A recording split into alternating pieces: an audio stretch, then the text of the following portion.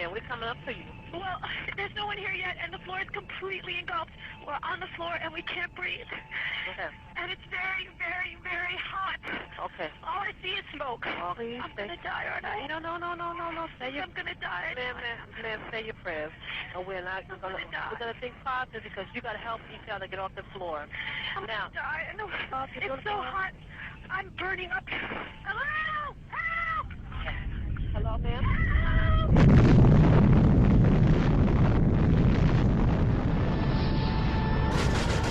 Osama bin Laden is the world's most wanted terrorist. Many to fight the bin Laden's terrorist organization, Al-Qaeda, the most feared terrorist and punish those responsible. Punish. It's a vast empire. I want justice.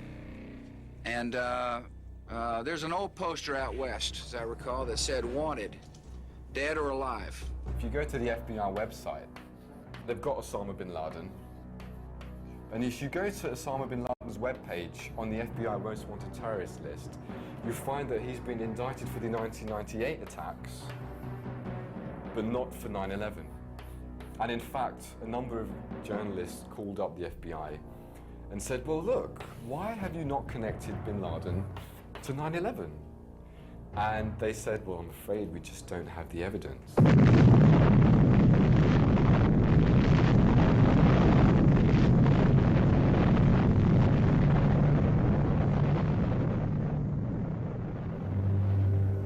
And that's just the beginning.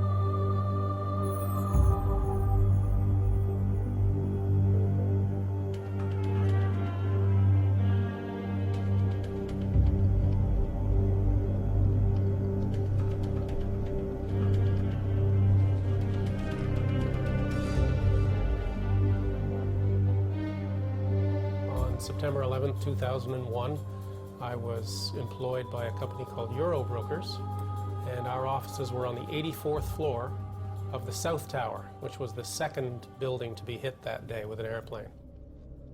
And I was working away at my computer, and at 8:46 in the morning, there was this loud boom.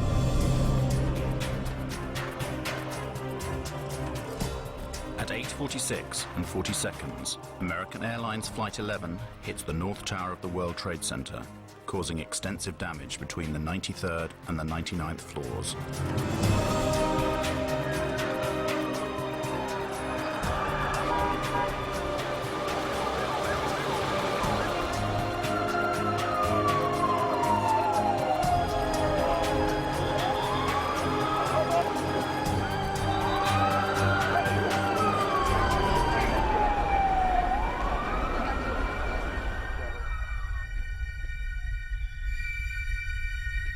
And the announcement from the Port Authority came, "Your attention please.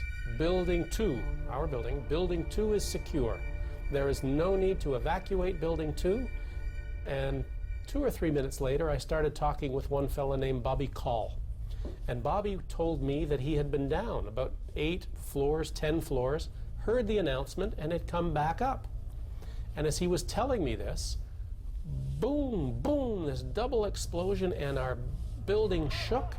At 9:03 a.m., United Airlines Flight 175 hits the South Tower.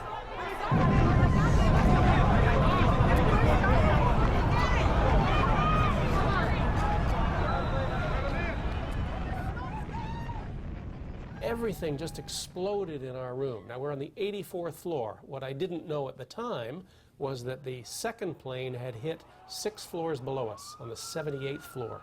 So we're 6 floors above impact.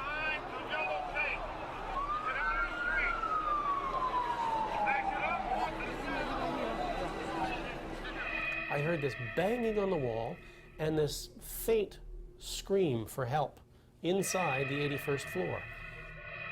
I hooked underneath him and I pulled him up. He said later that I was like Superman. And we came up and over and I fell back down on my back, and this stranger landed on top of me and he gave me this big kiss. We got up, dusted ourselves off, and I said, come on, let's go home.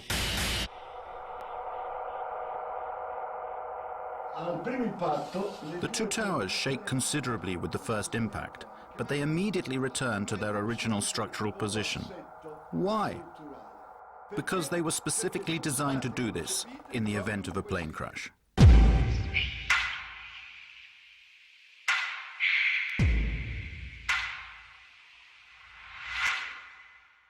Towers were very solidly built. It's like a tree. You see, when you bend a tree, you have all these fibers in the tree, but they're interconnected. So when the tree bends, it can handle that motion.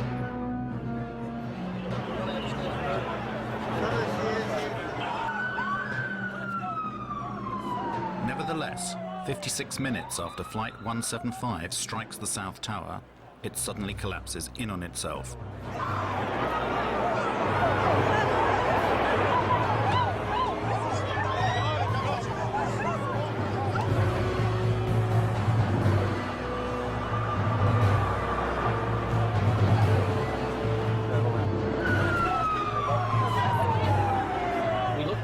Trade Center, the tower that we just come out of, we started to see it, boom, boom, boom, boom, move. And we stared in disbelief as this took about 8 or 10 seconds for the whole tower just to go straight down and dissolved into its own ash.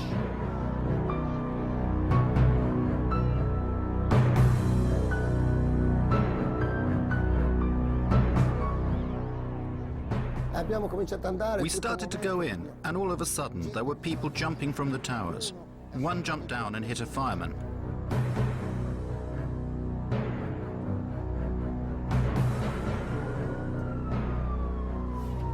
At 10:28, the North Tower also collapses.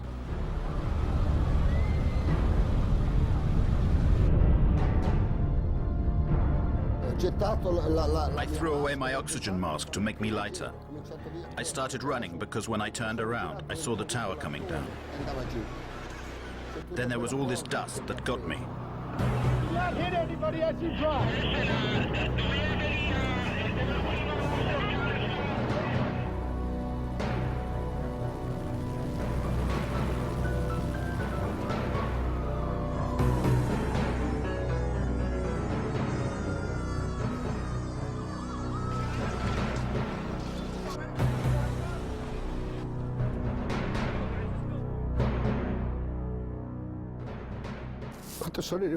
When I got home, all my family was waiting for me.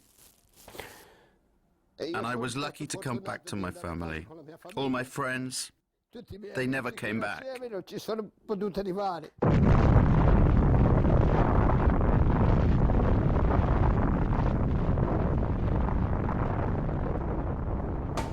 The official justification for the inexplicable collapse of the Twin Towers was written by the National Institute of Standards and Technology. Between 2002 and 2006, they studied the demolition of the World Trade Center, reaching the conclusion that the collapse of the towers was caused by the combined effects of the impact of the airplanes and the resulting fires started by these impacts.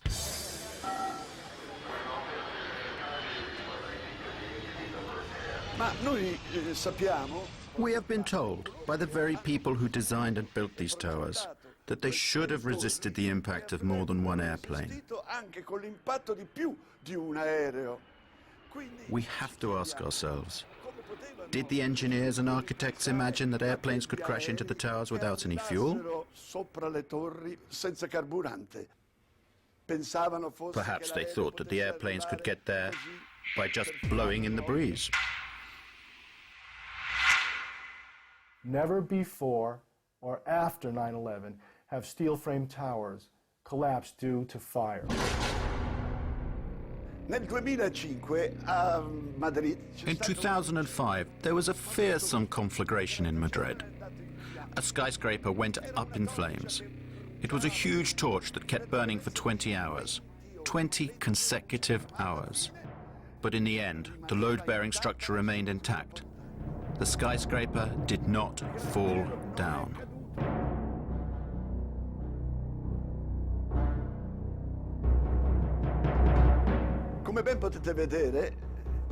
As you can see, the building is enveloped in flames. This skyscraper was not yet complete. It was still under construction. Nevertheless, it remained standing.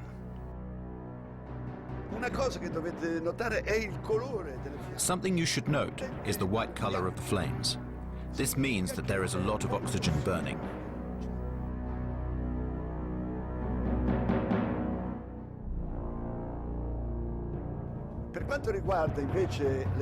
If you look at the flames coming from the two towers in New York, we can see instead that the flames are dark red and the smoke is black.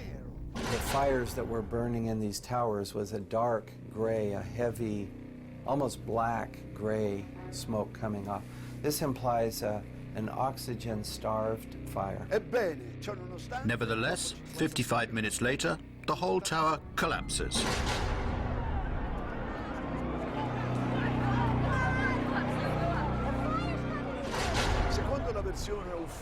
According to the official NIST version of events, at a certain point, the steel structure of the towers gave way. It no longer had the structural strength that it had at the beginning. And all of this was supposed to be because of the immense heat. And here is something difficult to explain. We know that at some point certain people managed to walk down from the top of this tower and cross the point where the fire was strongest. Somehow they reached the bottom of the tower. How did they manage to do that? I don't know.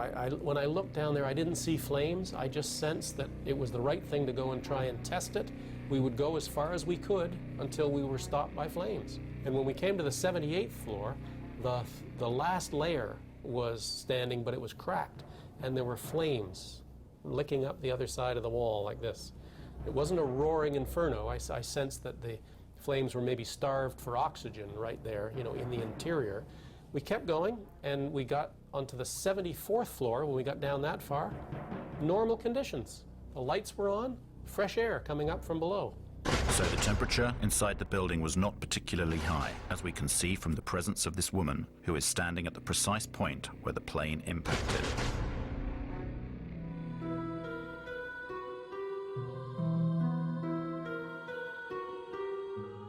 In order to verify the way the buildings collapsed and how the heat had affected the steel, NIST commissioned numerous tests, some of which were conducted by a company called Underwriters Labs.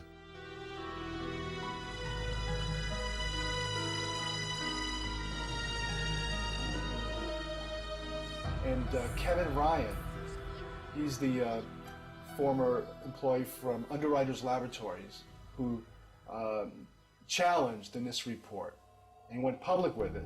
And within a week, he was fired from his job. We did test the floor models in August of 2004.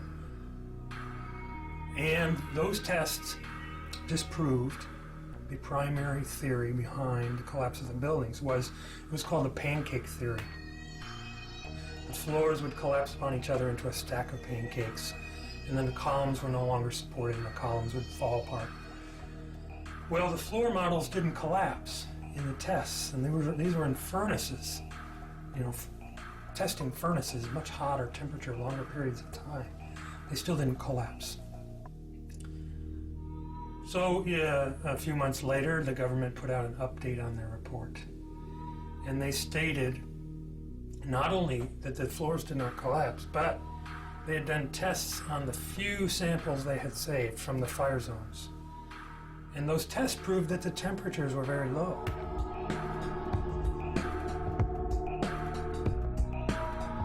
Temperatures were not hot enough to even soften steel.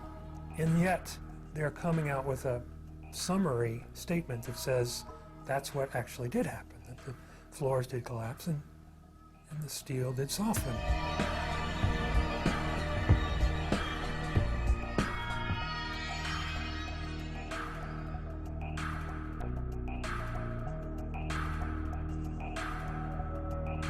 So they either downplayed those results or ignored those results, and they ended up putting it all in a computer. Thanks to computers, NIST managed to straighten this problem out, and the old pancake theory was replaced by the inward bowing theory.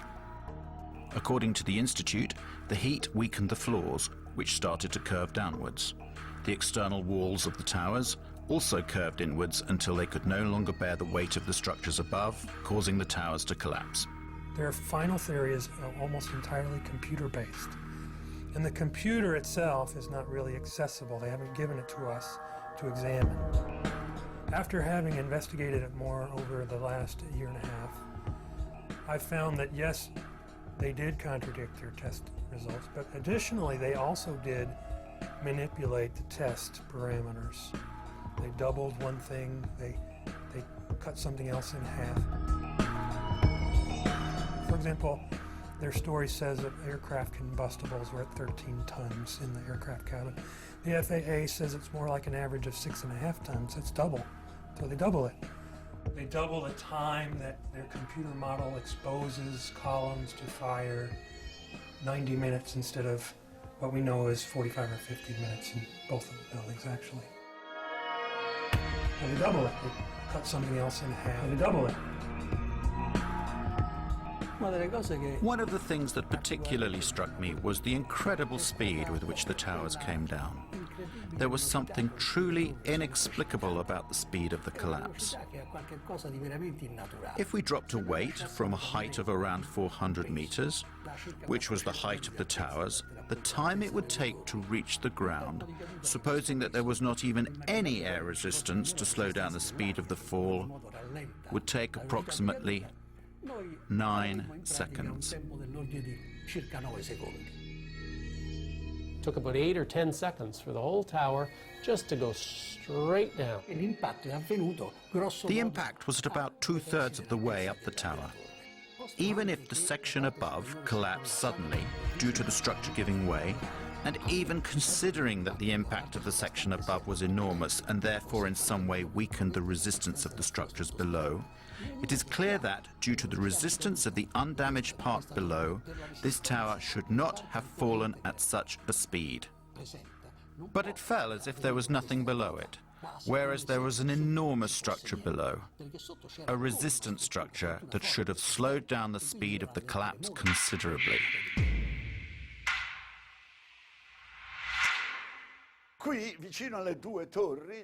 Here, close to the two towers, there was another large tower, which was hit by the debris from the tower that collapsed.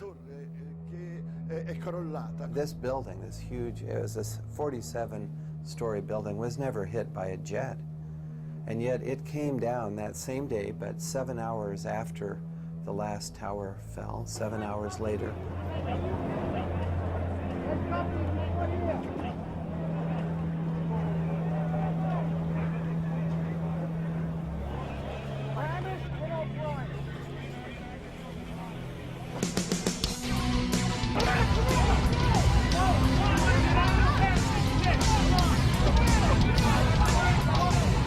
Measure the time of fall. The fall is almost free fall speed.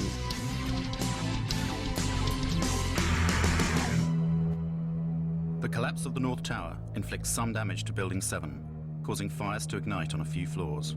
Even the official version admits that fire has a low probability of causing the collapse. But why does total collapse take place? And why does it occur at free fall speed?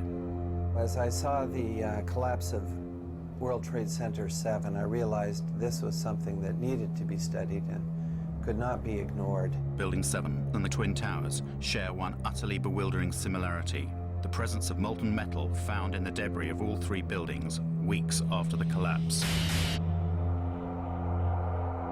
Is this molten metal that we have now studied at length that came from these buildings and existed then in pools underneath the rubble of all three skyscrapers, both towers and Building 7. A metallographic analysis was conducted by a specialized institute that examined the structure of a girder taken from ground zero.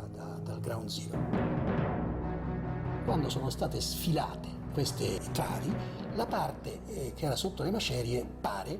When these girders were extracted from under the rubble, it seems as if parts of them had melted. This is totally inexplicable because the temperatures reached by the fires could only have been 800 degrees at the most. To melt a steel girder, you have to reach temperatures of around 1600 degrees. How could this be?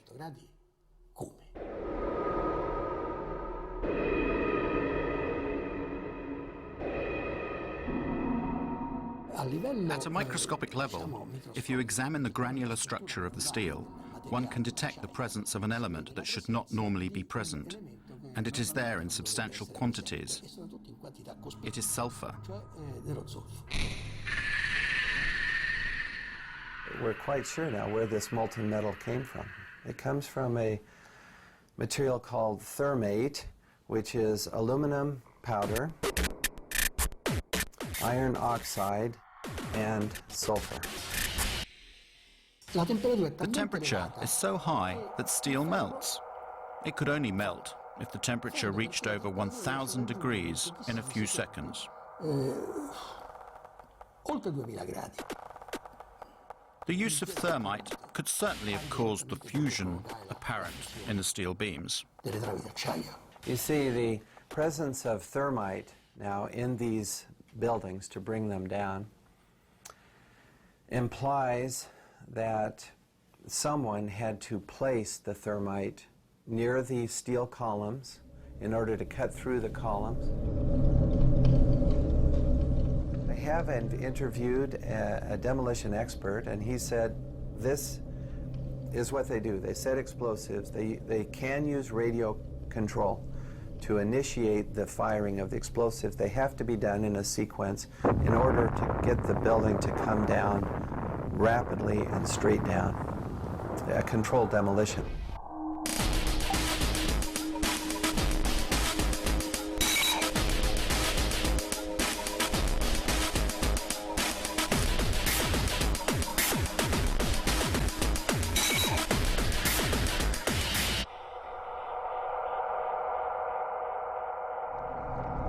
Scientists, we look at different hypotheses, different explanations, but then we have to look at all the data to see which explanation fits the best.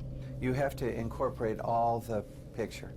Yes, you may take an isolated fact like the plume and say, well, perhaps that was a high air pressure that somehow blew a window out, but that will not account for the molten metal or the sulfidation or the molten pools.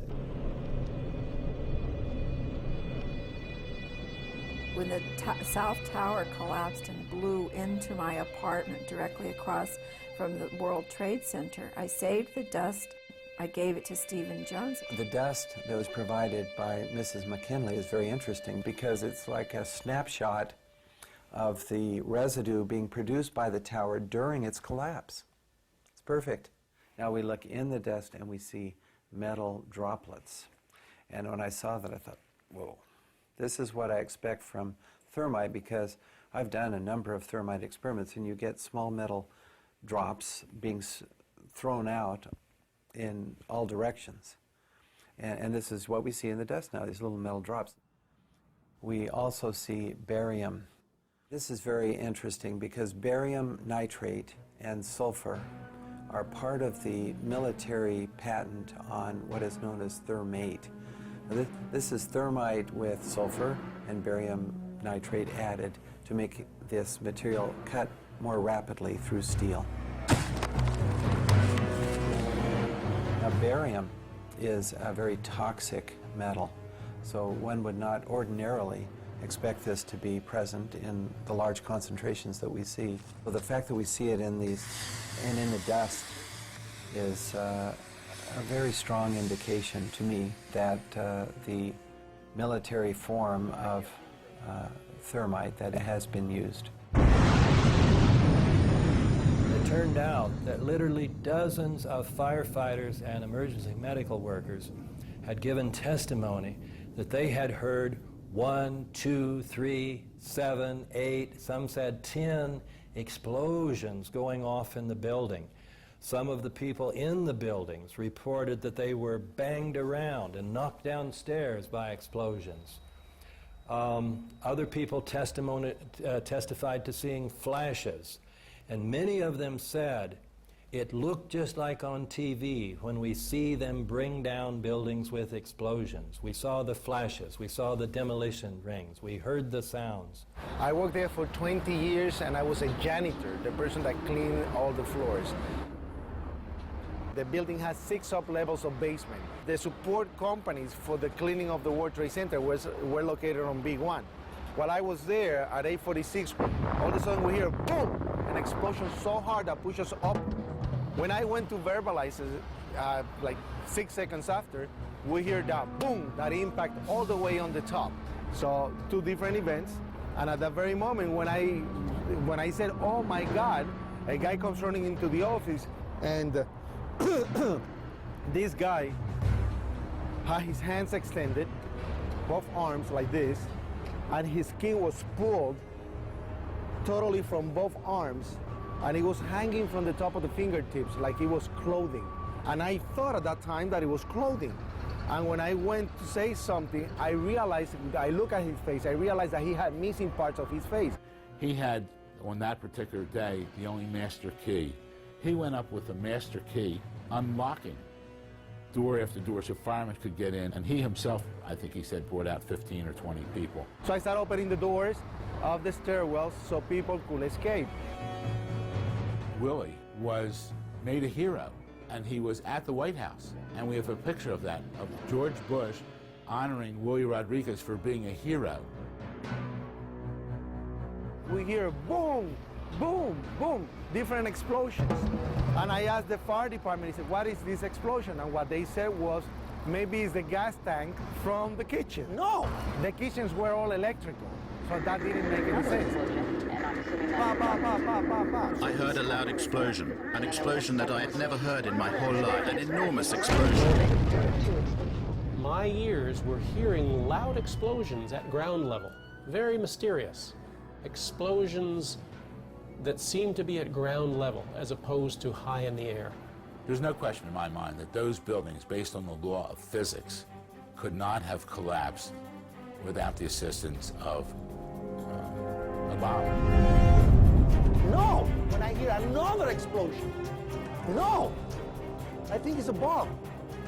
Willie has taken the really 180% turn of events, saying here that President Bush, who had honored him being a hero, he's named on this lawsuit as accusing Bush and Cheney and Senior Bush and others of murder.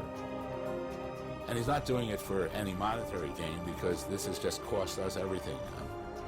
Willie lost his home, lost his job. Right now, his goal is to find out the truth.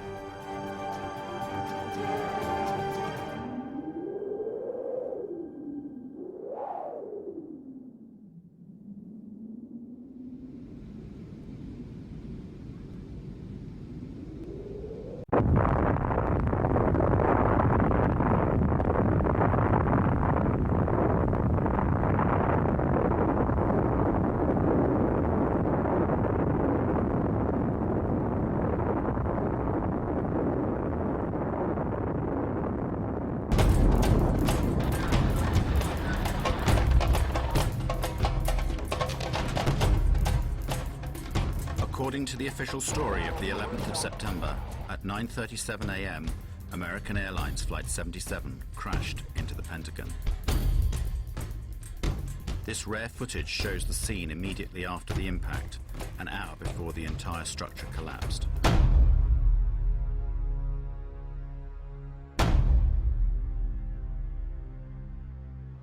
As you can see, it is a rather unusual scene. One would reasonably expect to see something of this sort. That is to say, pieces of the airplane, suitcases, debris everywhere, just like every other air crash on land. Instead, there is no substantial visual evidence of debris. I have been on some accident investigation sites in the Air Force, and I have never come across any accident scene where there's no telltale evidence of the airplane that crashed. Here we have airplane sites, crash sites, that give zero evidence. Where did the aeroplane go? Did it break up against the wall of the Pentagon? If it had done so, thousands of parts of the plane should have been scattered all over the disaster zone. You know, things like engines and landing gears, brakes and tires are very difficult to destroy. Very difficult, because they're made out of very high-tempered steel, and I don't believe the airplane could be made to go fast enough to pulverize those things. I've never seen that happen before. You look around, there's a 16-foot hole for an airplane that's 100 and some feet wide.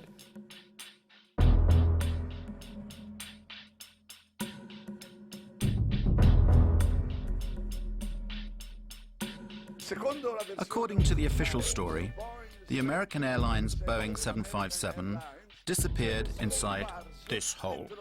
Can you see it? 5 meters. I repeat, 5 meters in diameter.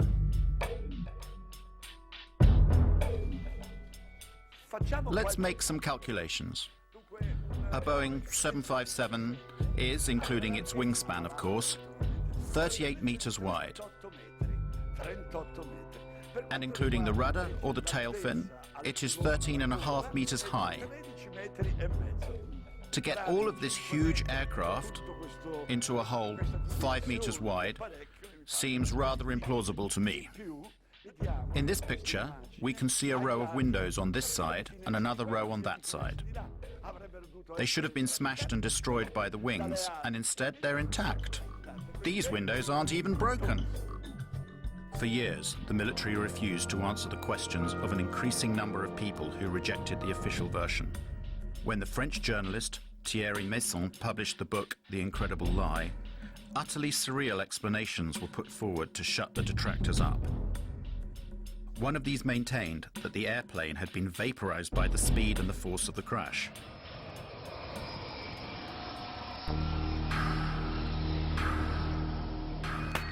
One very strange thing that doesn't make sense is the disappearance of various components of this Boeing. For example, the 2 engines. And what about the plane's wings? Where did they go? Had they been gasified? Instead, we are told the fuselage remained intact, and it smashed through the whole outer wall of the Pentagon and emerged through the other side, destroying a number of columns.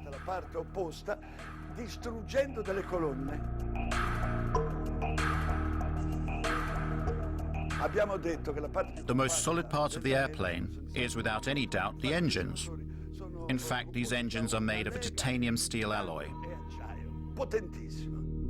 It is so tough that it doesn't even melt at 3,000 degrees centigrade. Well now, in this wall we should be able to see, if nothing else, the holes made by the 2 engines that smashed into it. No, there is no sign of them. The 2 holes that we'd expect to see are not there. And there's no indication of the wings hitting anything at the Pentagon? Like you had at the North Tower? You can see the outline of the aircraft, the 25-degree bank angle. You can clearly see the outline of the number 1 engine, fuselage, and number 2 engine. It's a 25-degree bank. The wing dihedral is up in flight, and you can clearly see the outline of that airplane. But you can't find anything like that in the Pentagon. You can't find anything like that in the Pentagon. These inconsistencies have created more and more difficulties for the proponents of the official version. So, while the military kept silent during this debacle, various photos of airplane debris found on the external lawns and along the supposed route of the airplane within the building started appearing in newspapers and on the web. Va bene, niente gassificazione. Very well, they admitted there was no gasification, but another theory was immediately put forward. It suggested that in order to enter a hole 5 meters wide, at a certain moment, the airplane somehow closed up its wings, just as dragonflies do. The plane entered the hole. Oh look, there they are. The engine and the other pieces of the plane were found there. One of my experiences in the Army was being in charge of the Army's imagery interpretation for scientific and technical intelligence during the Cold War. I measured pieces of Soviet equipment from photographs. It was my job. I look at the hole in the Pentagon, and I look at the size of an airplane that was supposed to have hit the Pentagon. The plane does not fit in that hole. So what did hit the Pentagon? What hit it? Where is it? What hit it? Where is it? What's going on?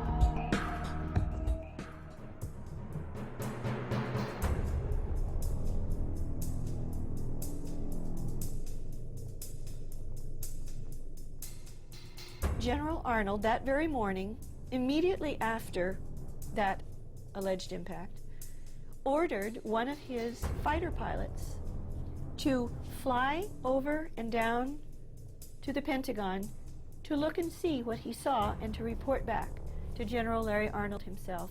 At that time, Major General Larry Arnold was Commander of Aviation at NORAD, North American Aerospace Defense Command, in charge of protecting the United States and Canada. His fighter pilot reported back to him that there was no evidence, zero evidence, of an impact of a plane at the Pentagon.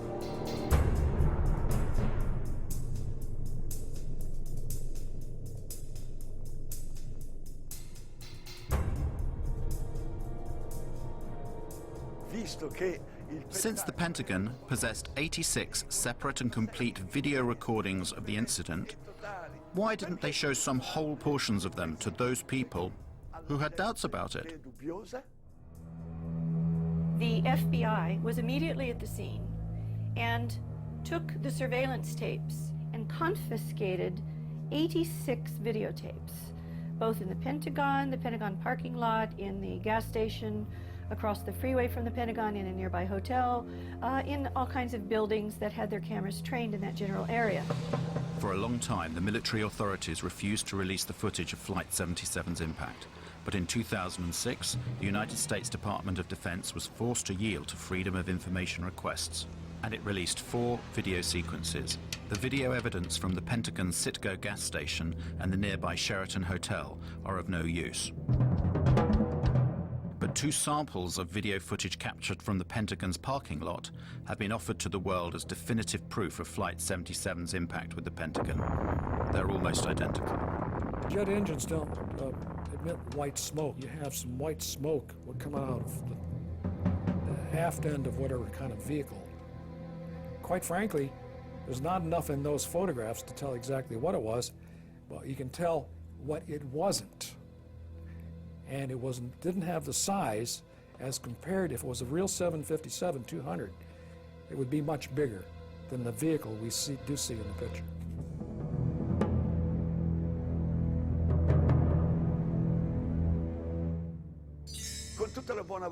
With the best will in the world, can you see an airplane here? The Pentagon tells us you cannot see the airplane because, unfortunately, it passed between one frame and the next. One frame and the next. So where is the aeroplane?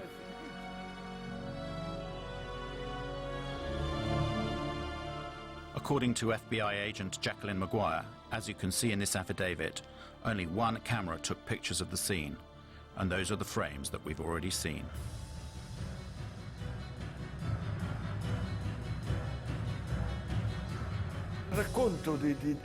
The story of how this airplane is supposed to have got there is absolutely absurd.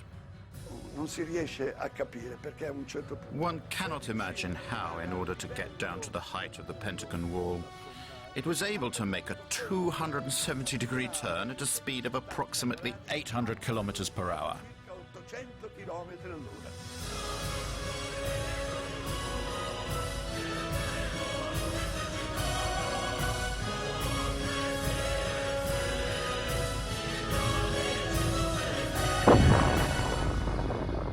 That is a really difficult maneuver.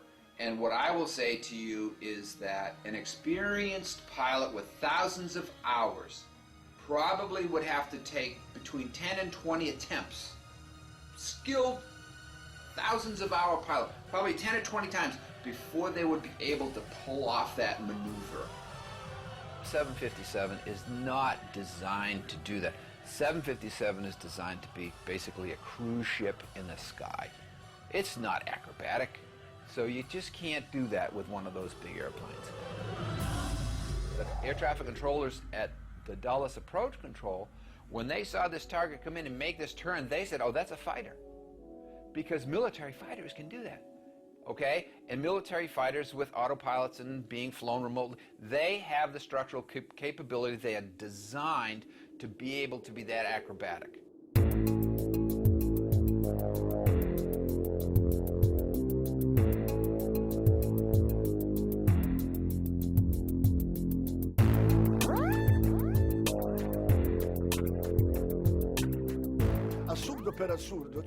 Absurdity of absurdities.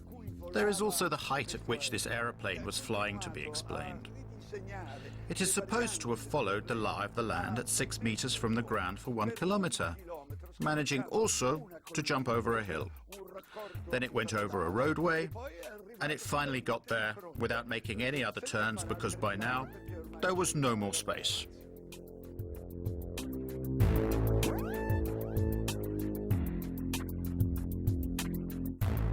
Have the airplane, the story has the Flight 77 was going 530 miles an hour, 460 knots, and it can't go that fast on level flight, down that low. If you're up high, the true airspeed can go up and it can go that fast, but not down low. The air is too dense. I challenge any pilot anywhere. Give him a Boeing 757, tell him to do 400 knots 20 feet above the ground for half a mile. Can't do. It's aerodynamically impossible. And so the story of how the airplane hit the Pentagon just doesn't make any sense at all.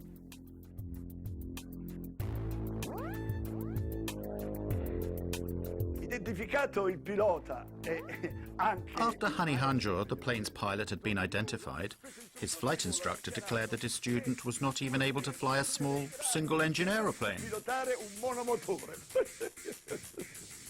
These guys didn't have the experience to make that kind of maneuver, even if the airplane could fly that. The man could not fly at all. There's no way you could possibly come out of a 172 and fly a jet that you've never flown before. That's like showing me how to carve up a Christmas turkey and then say, go make a heart transplant.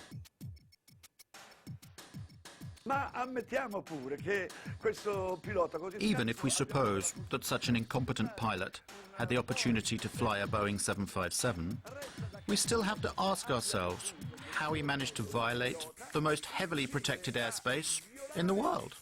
Lo spazio aereo più protetto del mondo.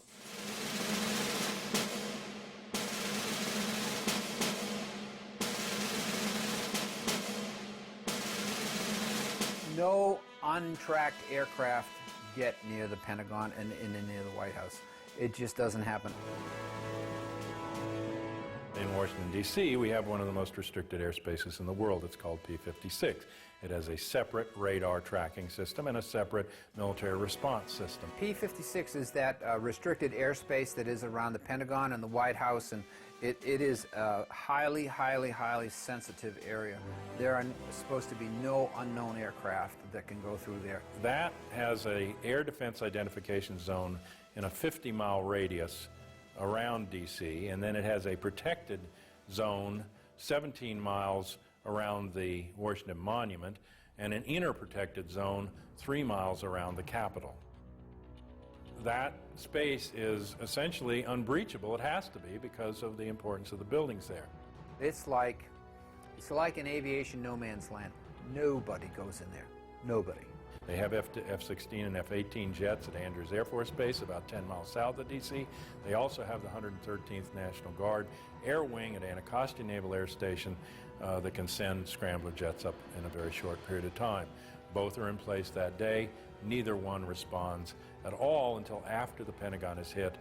In addition to that, the Pentagon has its own defenses. If a plane, any kind of a plane, was coming in towards the Pentagon, why didn't the anti-aircraft missiles batteries that are there, why didn't they fire to protect the building? This is, after all, the most heavily protected building on the planet. That craft had to have been a military craft, because only the military craft put out a signal. It's called an Identify Friend or Foe IFF device. And only the military craft would be allowed to approach the building. The two radar systems that the military radars, defensive radar systems, read are a civilian transponder and a military transponder. Military transponder is called IFF. Civilian aircraft do not have an IFF transponder. They are not given that capability, okay? So if there was a 757, American 757 that went into the Pentagon, for example, and it shut off its transponder, it didn't have a military IFF transponder on it. So it was a primary target. It's a primary target going into that airspace. Should have been shot down. What I'm describing to you is a breakdown in standard operating procedure by FAA, NORAD, P-56, and the Pentagon, all on the same day, in the middle of, after 9/05, what was known nationally to be a terrorist attack. And it makes no sense. Nobody goes in there. This is, after all, the most heavily protected building on the planet. This doesn't make any sense at all. The Pentagon symbolizes our military power in the world. And they had hit it. And to this day, nobody knows what they hit it with, whether it was an airplane or whether it was a missile. And our government will never tell us. So we just kept wait for the French to explain it. What hit it? What's going on? There is nobody anywhere at any point in this entire investigation that has said that is positively American 77. They suppose it, they presume it, they assume it, they say this is what we think it is. The controller, Daniel O'Brien, who saw the unidentified blip coming in from the west at a high rate of speed, had no way of knowing what it was, because the primary was a primary return only. The secondary radar, the transponder, was turned off. In order to identify a primary radar target, you have to have two-way communications between the pilot and the air traffic controller, and the pilot has to report over a certain geographical location, or you have to be able to tell the pilot in the airplane to make a series of turns. And then the radar controller can look at all of the primary targets on his or her radar scope and say, there's an aircraft, or there's a target that just executed the turns I told. Now I can positively identify the aircraft. That never occurred. It's huge. Now, if Flight 77 really did go off of the radar screen for 36 minutes, according to her testimony, then the airplane was no longer flying. Or it was low enough that it was out of radar coverage. One of the two. So, was the airplane landed at some place, some remote field? Then it does make sense that they'd lost the airplane for 36 minutes. But other than that, there's very little explanation for that. In the light of what we've seen and heard, it seems that the official version of 9/11 is not sufficient. We want the facts to be explained to us, and above all, we want them to be properly investigated. Basically, we want someone to finally tell us the truth. The United States government spends $892 billion per year to defend its citizens and its territory. It is the best protected country in the world, as President Bush has said. Nevertheless, on the 11th of September, the heart of America was attacked from the sky, and 3,000 helpless American citizens were killed in their own cities. If I had been sitting on that committee, the congressional committee examining 9/11, the one question that they could not get the Air Force to answer correctly, NORAD, was why the fighter planes did not go up automatically when the first planes were found to be hijacked.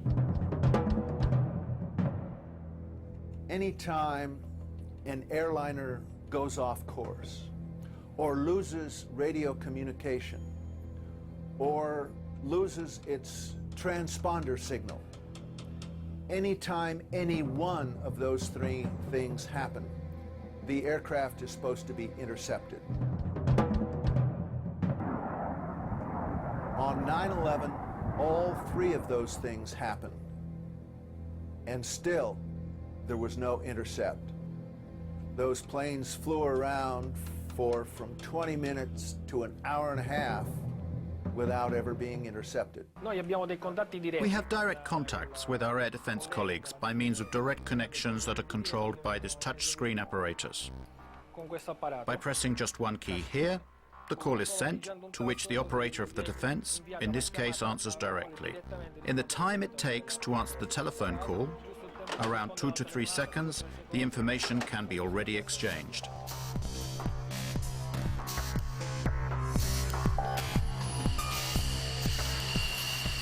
So why weren't the 4 hijacked planes intercepted and shot down? Military jets travel much faster than passenger aircraft. It would have been easy for them to catch up the jet planes before they crashed. This airplane can reach a maximum speed of Mach 2.05. This means it exceeds twice the sound barrier. This is approximately 2,400 kilometers per hour.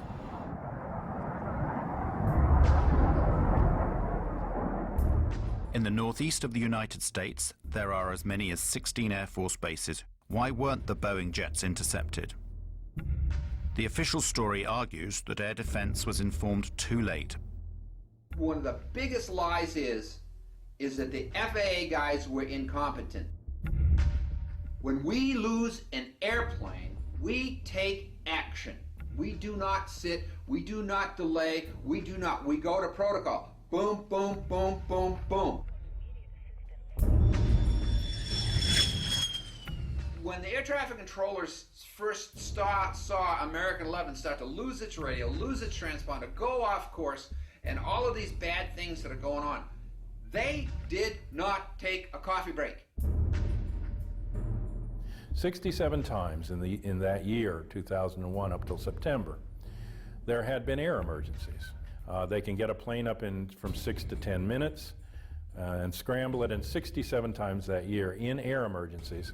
But there was not an instance where an air emergency went ignored for long periods of time until 9/11. A lot of people down the road say, well, the president had to give authority to shoot aircraft down and stuff like that. That is not true. An interceptor pilot has the responsibility and the authority on his or her own to shoot down an airplane if they think the situation calls for it, and this is how it would be. You don't have to wait for a military command. You don't have to wait for orders of any kind. That's not an option. That's the law. It's inherent in being a fighter pilot. You know that's what you have to do, unless somebody has told you to stand down. Before 1970, we had one form of scrambling aircraft, and it was immediate, bang, bang, bang. Then in the 1970s, we had some hijackings come into our civil airspace, and that wasn't a quick response. What we did in that is we didn't want the hijackers to know that we were there, so we didn't rush the fighters off the ground, and we kind of snuck them up behind the aircraft. So we put a second protocol in, and the reason that the hijacking protocol is slow is because you had to get Pentagon approval before you could release your fighters. Those two type of protocols lasted until June 1st, 2001, 3 months before 9/11. In June of 2001, Rumsfeld and the Pentagon and the military changed the procedures, and instead of having two protocols, one fast, one slow, they went to one protocol, slow. If we had reacted to the in-flight emergency immediately, the fighters would have been up and on the way, and those aircraft would never, ever have reached their targets. But when the center controllers came to notifying the military, okay, because they had only one protocol to work with, that protocol went through the Pentagon. Guess what? Guess who didn't answer the phone? Sorry, it was the Pentagon. Here's an analogy that I can give that would help out the common person here. What Rumsfeld did is the fire call comes into the fire station, but before the fire truck gets a chance to leave, it has to call the mayor of the city to get approval for that departure. And what if the mayor is out for breakfast or he's sleeping late and he doesn't answer the phone?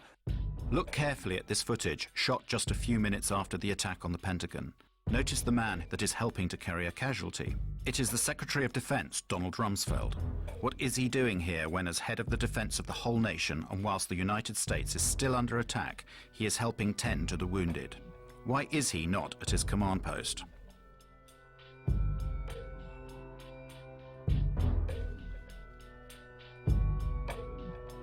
The phone calls went to the Pentagon. It went through the military, and the military was sitting there saying, oh, hey, don't answer, don't answer that phone, whatever it might be.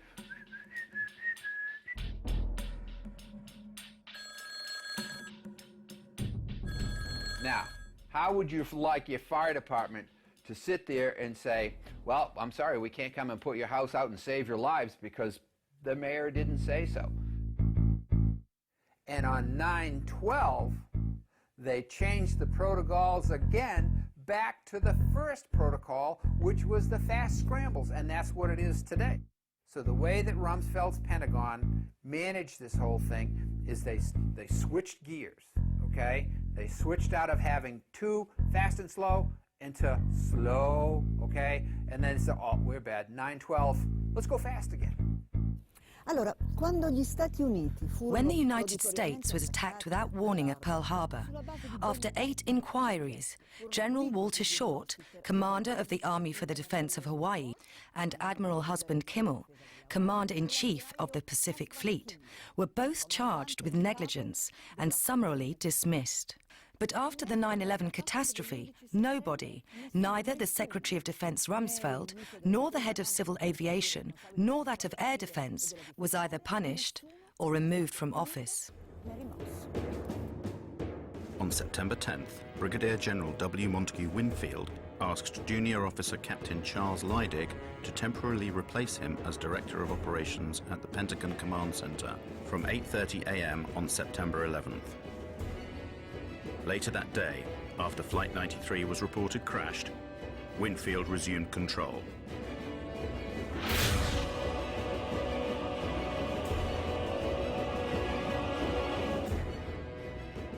Captain Leidig had only just completed a course qualifying him to run the command center.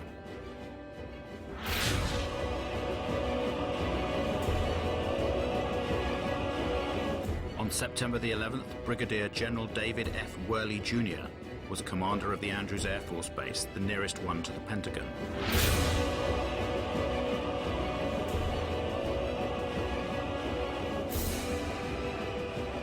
On September the 11th, Richard B. Myers, Vice Chairman of the Joint Chiefs of Staff, in the absence of Chairman Shelton, was the temporary head of all U.S. Armed Forces.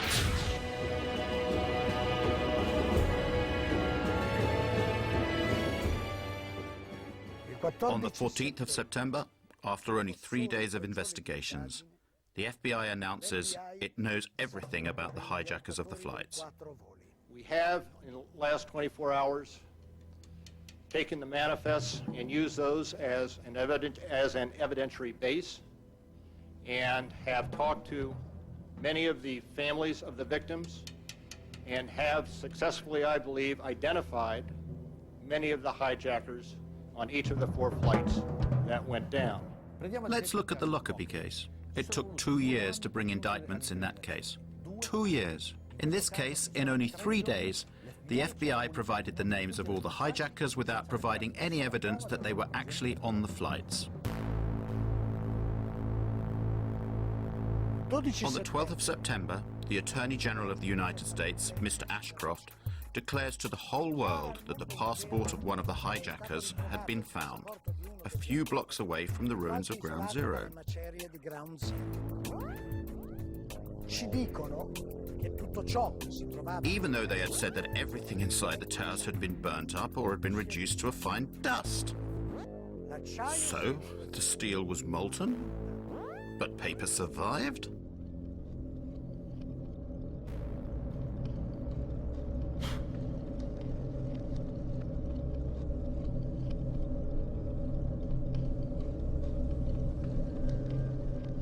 Ma chi erano Who were these hijackers? The official story states that 15 out of the 19 came from Saudi Arabia, venivano dall'Arabia Saudita, che si that they were trained in Afghanistan, and that they were Islamic fundamentalists, fanatical Muslims. dei musulmani fanatici. Al-Qaeda is supposed to be a Salafist network, you know, and Salafism is a very, very Puritan strain of Islam that suggests that we need to follow very closely, to the letter, the activities of the Prophet Muhammad. So, were these people Islamic fundamentalists? The evidence would suggest no. Muhammad Atta was basically not an Islamic fundamentalist. There was always drinking, always drinking. If it wasn't wine, it was beer or liquor or whatever. There was always drinking, always. And they had massive supplies of cocaine. Muhammad and all these people that he was with, they were drunk and stoned out of their freaking minds.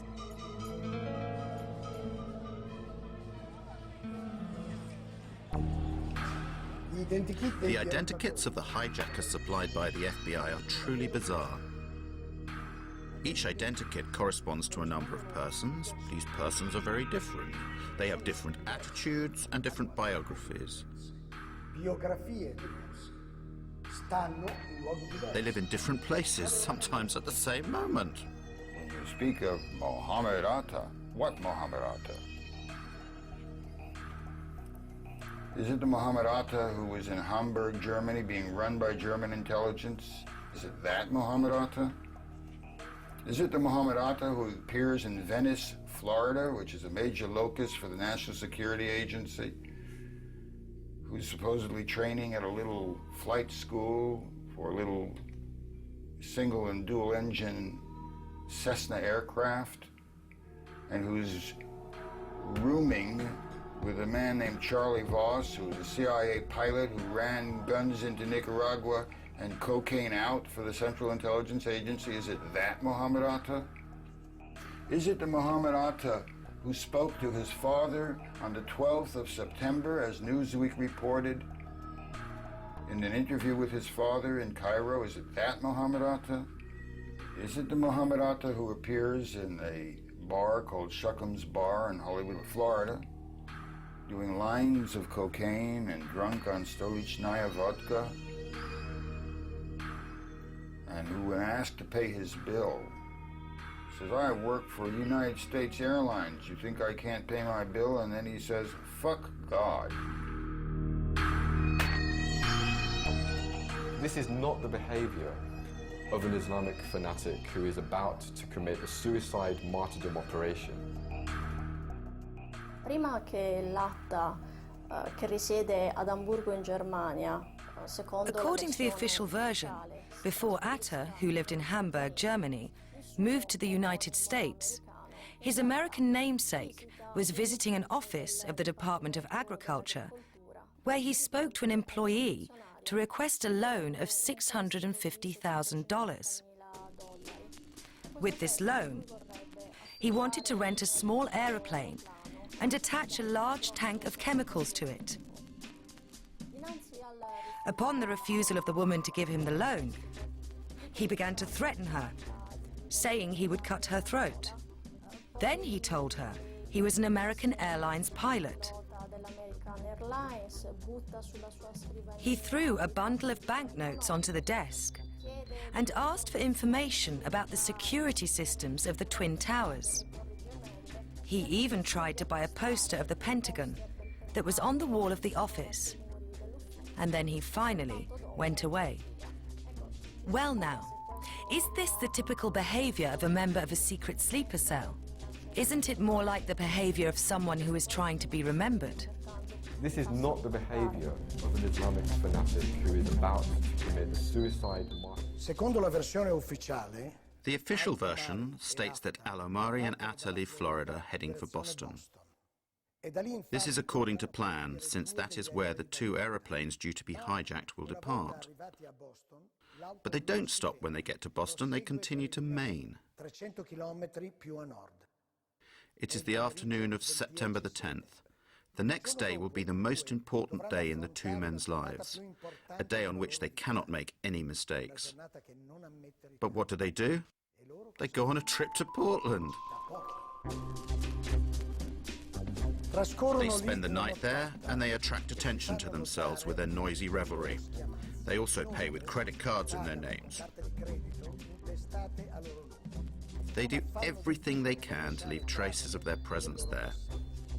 Next morning at 6 a.m., they fly from Maine to Boston. The plane that they are going to hijack takes off only half an hour after their flight lands. This is a very tight time window, potentially putting the whole plan in jeopardy. The circumstances surrounding the departure from Portland to Boston is very important, both in terms of the investigation and in shaping public opinion. It is there that the airport's CCTV cameras record the video in which we see the faces of Atta and Al-Omari. This video has been shown hundreds of times on television as evidence of the two terrorists boarding the aeroplane they are about to hijack. It's not true. That video shows them embarking at Portland. There is no evidence of the presence of these hijackers. It is simply something that the FBI tells us, without any proof. There is no proof. There is no way to prove the presence of any one of these patsies, these scapegoats on the planes. None at all. On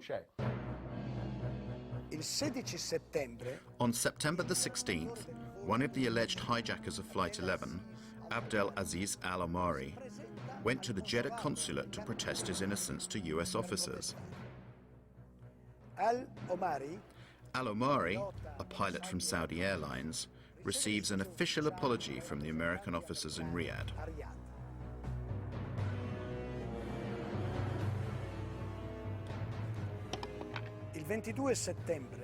Then, on the 22nd of September, Walid al-Shahiri announces he is still alive. He too is supposed to have hijacked Flight 11. From his house in Casablanca, Morocco, the impertinent al-Shahiri declares his innocence. The following day, the 23rd of September, the Daily Telegraph publishes the protestations of innocence of Saeed al-Ghamdi and Ahmed al-Nami, both of them still alive and well, and pilots for Saudi Arabian Airlines.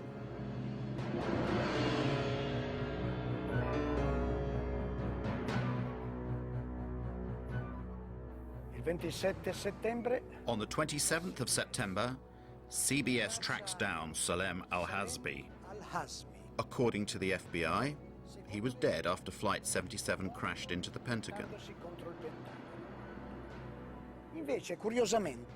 But curiously, he persists in hanging around alive in Saudi Arabia, where he works in an oil refinery.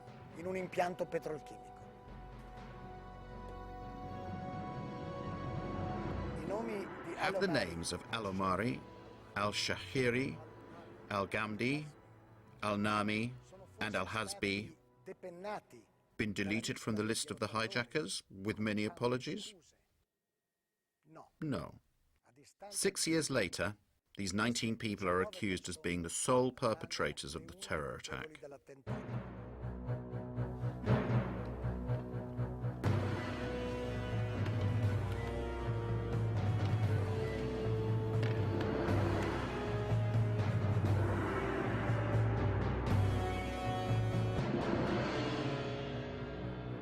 If we can't establish the identities of the perpetrators, then you have a serious problem in your criminal inquiry.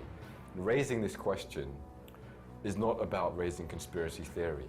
It's really just about criticizing the absolutely ridiculous nature of the criminal inquiry and the fact that they have no idea who carried out these attacks. Then the fundamental question in a criminal inquiry is who did it?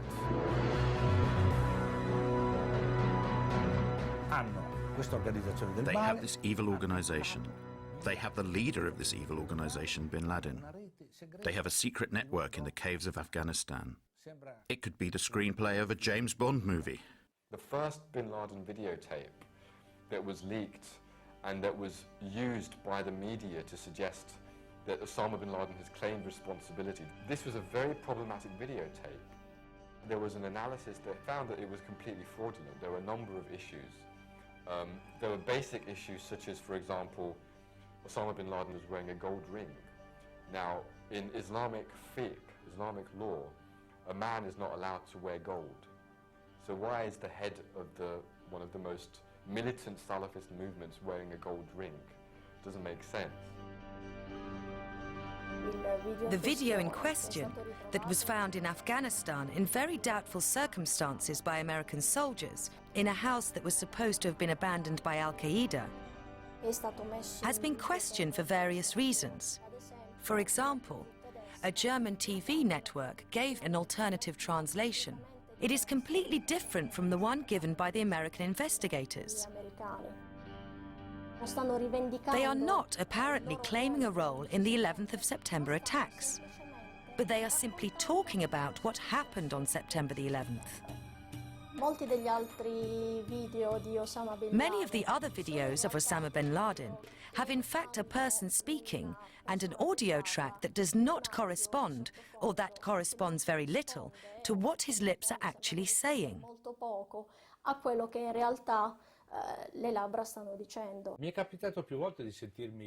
People often ask me, how can you doubt the official version if Osama bin Laden himself appeared several times on television to say, I did it?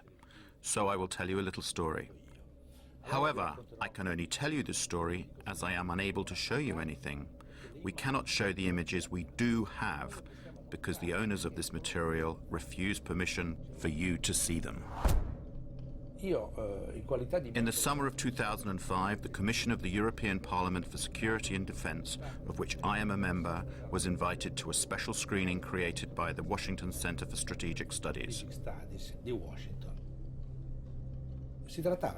We were asked to watch a film which depicted what would happen in Europe if Brussels was hit by a nuclear bomb. 50,000 deaths, 100,000 injured. The reactions of various European governments.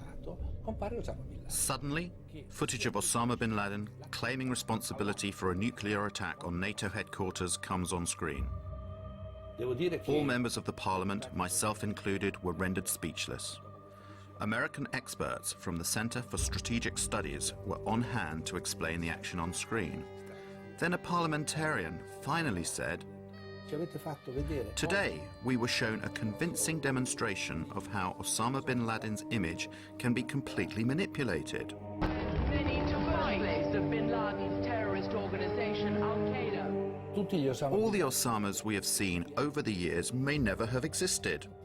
Just as a nuclear attack on NATO headquarters in Brussels has never taken place. Now they're denying us use of these images. No matter, we will go on without them. But people, have a look yourselves. This is an Osama bin Laden from the 7th of September of 2007. Compare him with the other Osamas we have seen in the last few years. Do you believe it is possible that he is getting younger over time? Do you believe it is possible that his beard is darker than before? Do you believe it possible that his nose has grown? We don't need analysis. A child can understand that they are two different people, but these people are being introduced to us as if they were the same person. And this story has been told to us now for over 6 years.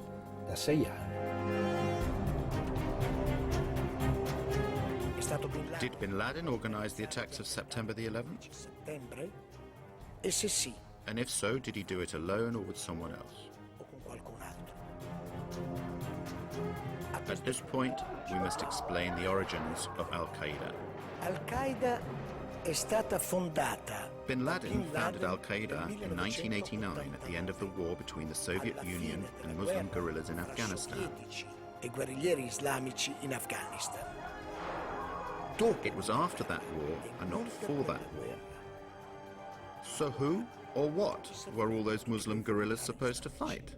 What did Al-Qaeda mean at that time? And this is very interesting. We'd have to go to Robin Cook, the late Foreign Secretary.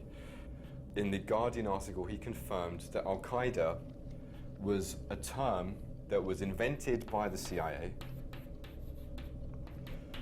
and it had been invented to designate a database of mujahideen that were recruited and trained by the CIA. And he's right, because the Arabic word for database, you just have to add this word.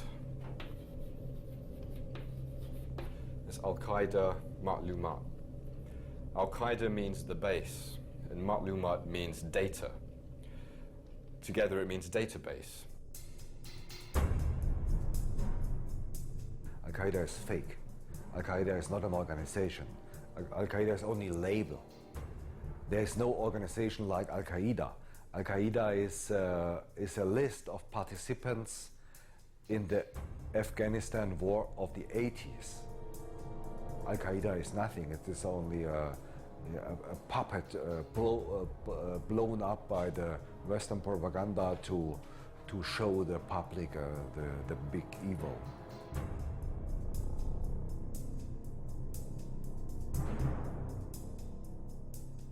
I was chief of the visa section at the American Consulate General in Jeddah between September 1987 and March 1989.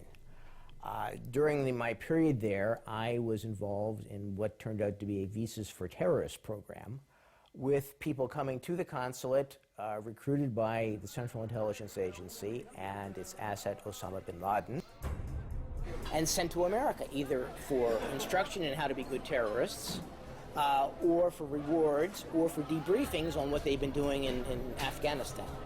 I assume it was simply on how to blow things up, shoot things down, and overthrow governments. After the Cold War, their connections with Al-Qaeda proliferated, multiplied. Al-Qaeda is being controlled in various ways, directly and indirectly.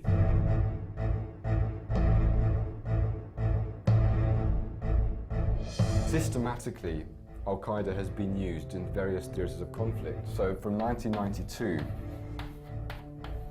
to 95, you look at the Bosnian conflict. I believe that the American government was working with various Arab and Muslim organizations, whether it was Al-Qaeda or whether it was people that became Al-Qaeda, to be trained, to be armed, and to be sent to the Balkans to overthrow Slobodan Milosevic and anybody allied with him. That kind of policy continued in the Balkans all the way up to post-2001.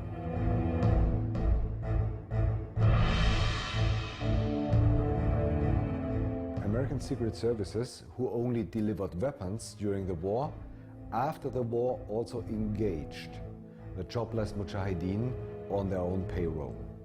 That is a proven fact. There are a lot of testimonies of mujahideen before German courts.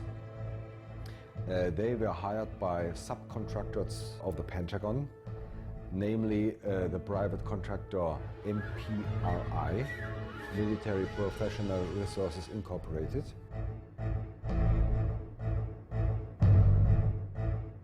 MPRI is formally private, but in fact it's kind of secret device of the US Army. They have more 4-star general under contract than the Pentagon itself. If the Pentagon wants to do some dirty job and thinks they cannot get the money and they cannot get the approval of the US Congress, they give the job to this private company. At the beginning of summer 1999, MPRI brought this Bosnian mujahideen back to the Balkans, especially into Kosovo, to help the Kosovo terrorist army KLA. They engaged them, they paid them monthly. A lot of Bosnian Mujahideen were involved in the big terrorist attacks of the last 5 years. So, speaking about 9/11, 5 of 7 Arabs in the center of the 9/11 plot were former Mujahideen fighters in Bosnia. 5 of 7. Nobody speaks about it. What is required for you to get a visa approved to enter the United States? The type of information you have to supply is extremely detailed. But a high-ranking official in the US consulate of Jeddah, Michael Springman, revealed the fact that in that office, many CIA agents were working undercover and that the office was issuing too many visas far too easily to some very suspicious people. I was told by a really good contact, a businessman outside the American consulate, that if I had sent one word to the State Department inspection team investigating what was going on in the consulate, I would be fired summarily. Well, that office in Jeddah issued many of the 15 visas that were used by the hijackers to enter the United States.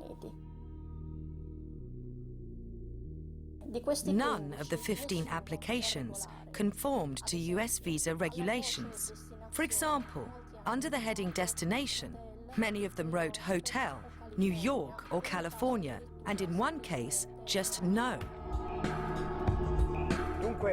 And so, it was common practice to help the terrorists of Al-Qaeda to enter the United States. They came to be trained, and this went on for years and years. The same thing happened with the hijackers of September the 11th. The terrorists, 6 of the terrorists, including Muhammad Atta, trained at U.S. military facilities, okay? Muhammad Atta went to International Officers School at Maxwell Air Force Base. Maxwell Air Force Base in Alabama, Brooks Air Force Base in Texas. Their contact address, the Pensacola Naval Station in Florida, the Defense Language Institute of the Defense Intelligence Agency in Monterey, California. The hands of intelligence, they're all over these people. So, to sum up, the main hijackers trained and fought in ex-Yugoslavia where they were paid by a company of mercenaries that was connected to the Pentagon. Thanks to the CIA, they got entry visas to the United States. Once they were in America, they did everything they could to be recognized and to attract attention to themselves since they were sure of their impunity. They trained in American military bases and went to flight schools, although they didn't learn to fly.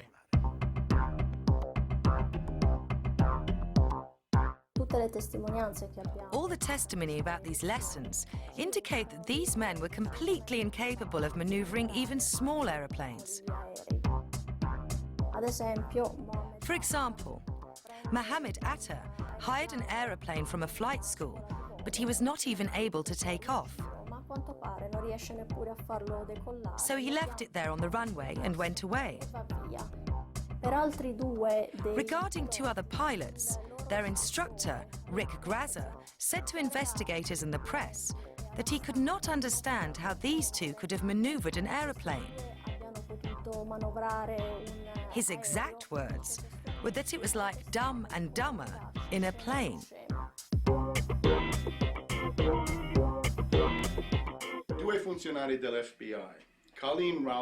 Two FBI agents, Colleen Rowley in Minneapolis in the state of Minnesota, and another who was in Phoenix in Arizona, sent messages to the FBI's headquarters in Washington, saying, more or less, watch out. There are many Arabs here who have enrolled in flight schools. The first person in the flight school that called the FBI took a big risk, because at the time what he was doing was reporting about a customer, a paying customer. And those flight schools depended upon, to a certain extent, foreign pilots.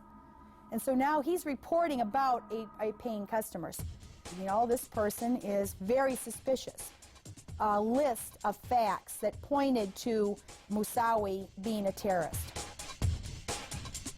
He wanted to learn to fly, but not take off and land. I have never seen such a unusual person seeking flight instruction.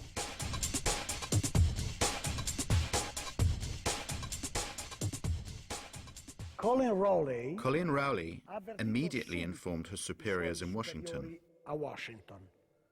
but nothing happened. Their investigations were obstructed. Were no warning signs that I'm aware of that would indicate this type of operation in the country. I wrote a memo in May of 2002, 12, 13-page memo, is the Joint Intelligence Committee report. And both of those were, I hope, you know, basically my memo did was expose that this was not true, that 9/11 could not have been prevented. The FBI's acting director, a guy by the name of Picard, during the summer of 9/11, he attempted to brief Attorney General Ashcroft about terrorism a couple of times. And the first time, Ashcroft showed little interest in terrorism.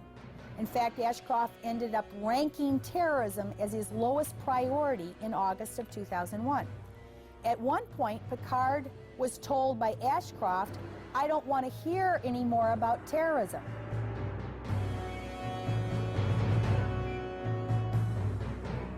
After September 11, 2001, when I heard about the planes crashing into the World Trade Towers and into the Pentagon, I said, geez, these were the same people, according to the Los Angeles Times, who had gotten their visas from the American Consulate General at Jeddah. I called the Federal Bureau of Investigation and tell them essentially the basics of the Visas for Terrorists program. I did this, I called, and I called, and I called. I was passed from one office of the FBI to another and ended up at the Washington field office, and someone there said, "We'll get back to you." Well, 6 years later, I'm still waiting.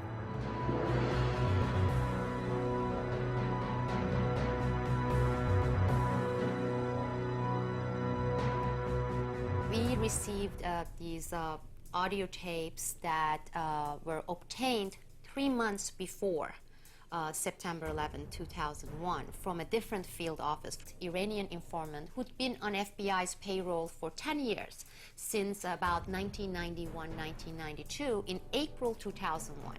And in April 2001, this informant told the FBI that on a separate issue, he had obtained information about Al-Qaeda, bin Laden, issuing an attack in the United States that would involve 5 major cities, and it will involve airplanes, and that the attack was going to take place within the next few months.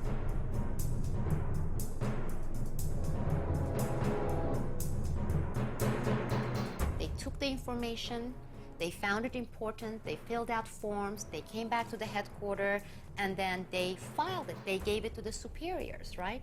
Nothing happened. 2 months later, they met with the same informant again. And the informant asked, he said, "Did you do something with that information I gave you, because it came from really reliable sources?" And the agent said, "Yes, we gave it to our superiors." Well, nothing happened. Nobody followed up on this. They discovered Ramzi Youssef's computer with the Bojinka plan in 1996 in the Philippines. It talked about taking hijacked planes and running them into the Pentagon, the White House, the Capitol, the CIA headquarters, and the Twin Towers. The Pentagon staged an exercise a year before, in October of 2000, at the site with the Arlington County Fire Department to simulate a plane running into the Pentagon and how the fire responders would get there and what they would do. So this was not outside the box or, you know, out in the blue. They not only expected it, they prepared for it.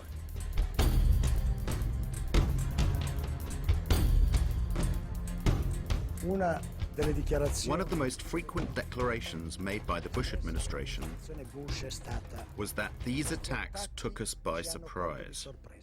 I don't think anybody could have predicted that they would try to use an airplane as a missile, a hijacked airplane as a missile. I don't think the prior government could envision flying airplanes into buildings on such a massive scale.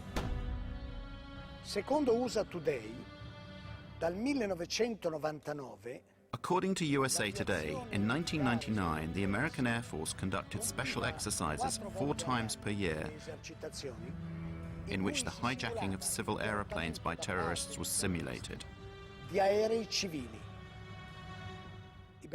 The selected targets were the Twin Towers and the Pentagon.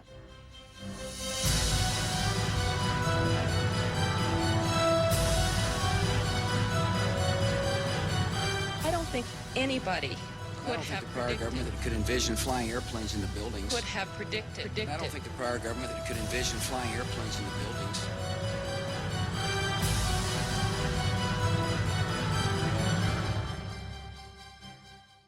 On the 11th of September 2002, the New York Times wrote, "1 year later, the public knows less about the circumstances of 2,801 deaths at the foot of Manhattan in broad daylight than people in 1912 knew within weeks about the Titanic."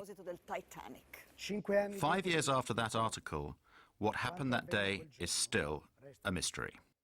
My name is Bob McIlvaine. I'm from Philadelphia, Pennsylvania. I lost my son Bobby, who was age 26, on September 11th, 2001. He had just gotten a job at Merrill Lynch. Already,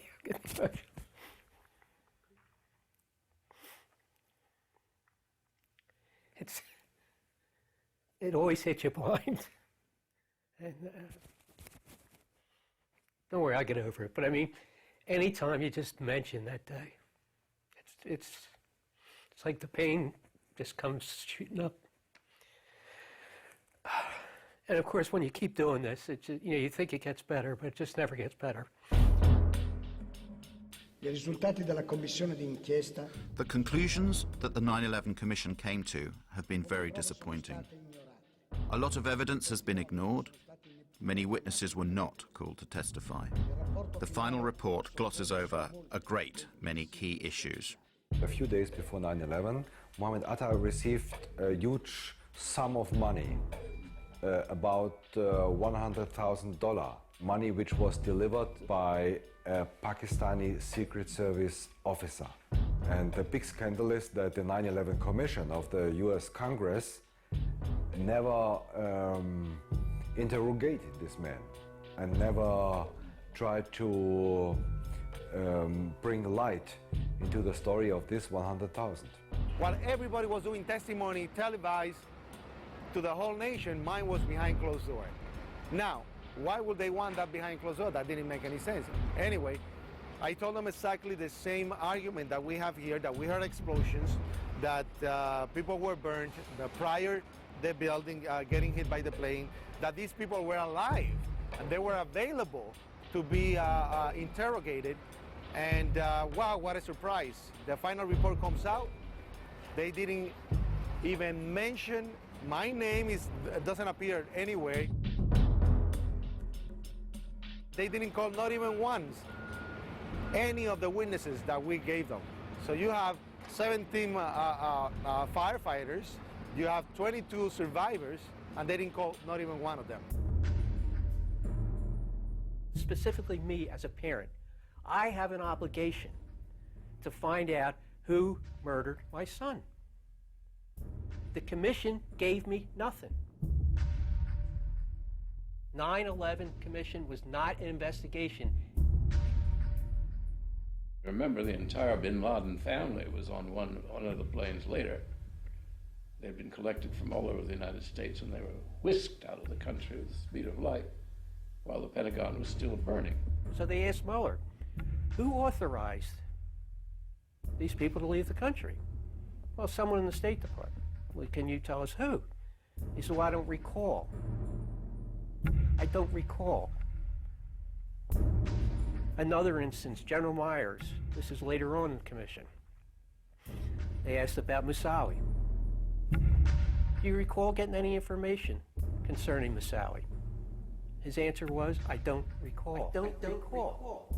I don't recall. Ashcroft, Attorney General. Picard was the FBI head during the summer. He had testified that they had all these warnings 71 different warnings about something happening this summer. And Ashcroft sat there and lied. So I didn't know these things. I didn't know these warnings. We were paying attention to terrorism. No warning signs that I'm aware of. Anybody And I don't think the could prior have government could predicted. envision flying airplanes into buildings. These people lied, and our government protected them. It was obvious they were lying. These people that people were testifying should have gone. Mueller should be in jail. Ashcroft should be in jail. Condoleezza Rice should be in jail. I don't think anybody No warning signs could that I'm have aware of. predicted that they would try to Airplanes into buildings. Punish. Osama bin Laden is the world's And punish those responsible. They have this evil organization. They have the leader, bin Laden. Punish. Dead or alive. They have a secret network in the caves of Afghanistan. Tonight, the United States of America makes the following demands on the Taliban. Deliver to United States authorities all the leaders of Al-Qaeda who hide in your land.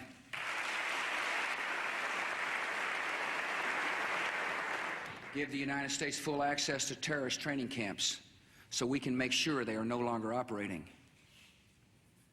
These demands are not open to negotiation or discussion.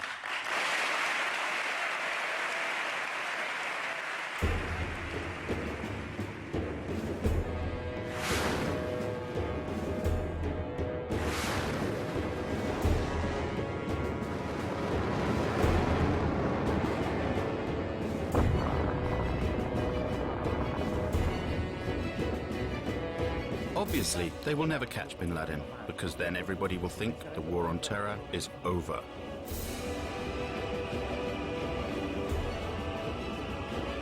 It's hard for Americans to imagine how evil the people are who are doing this.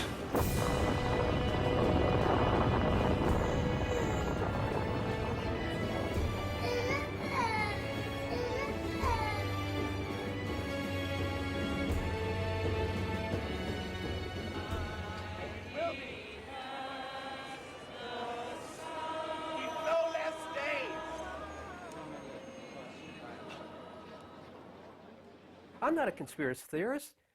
I'm a parent looking for the murder of my son. And you have to be a moron to think that 19 Arabs did it. Again, my dogs know better than that. So that's very important. Put yourself in my shoes and think of your child being murdered. And you've never had an investigation. Well, how would you feel if they refused to investigate the murder of your child?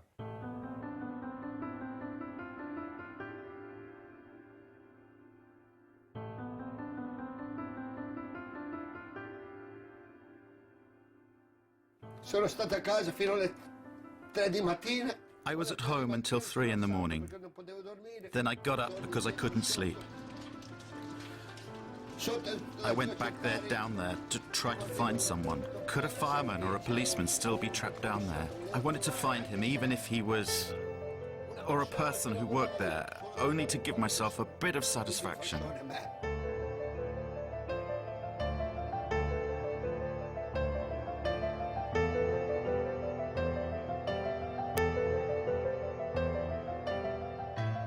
Sono stato laggiù per 9 giorni a fila.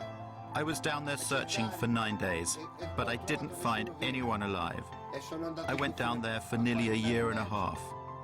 And if I wasn't down there working and searching, I was at funerals. They took my friends from me. They took my job from me. And I really loved that job. And they took my health from me. I do not want people to forget that day.